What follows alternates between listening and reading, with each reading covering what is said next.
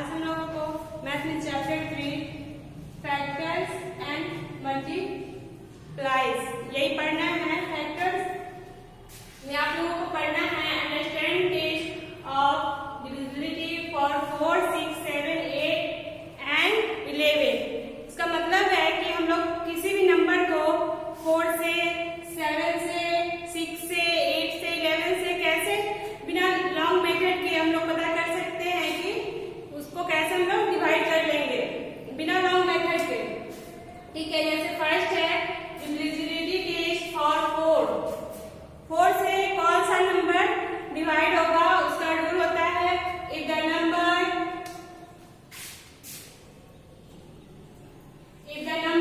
made by the last two digit of the number is divisible by 4 or the number end in 0। वैसा number जिसका last का 2 digit अगर 4 से divide हो रहा हो, कितना भी बड़ा नंबर क्यों ना हो, लेकिन उसका लास्ट का 2 डिजिट अगर 4 से डिवाइड हो रहा हो या फिर लास्ट का 2 डिजिट 0 हो, तो फिर वो नंबर 4 से डिवाइड हो जाएगा। फिर है डिविजिबिलिटी टेस्ट फॉर 6 से कौन सा नंबर डिवाइड होगा ये हम कैसे जानेंगे बिना लॉन्ग मेथड के। उसका रूल होता है ये number is said to be divisible by 6 if the number is divisible by both 2 and 3। वैसा नंबर जो डिजिट 2 और 3 दोनों से डिवाइड हो वो नंबर अपने आप 6 से डिवाइड हो जाता है। अगर कोई भी नंबर सिर्फ 2 से डिवाइड हो रहा हो और 3 से नहीं होता है वो नंबर 6 से डिवाइड नहीं हो सकता है।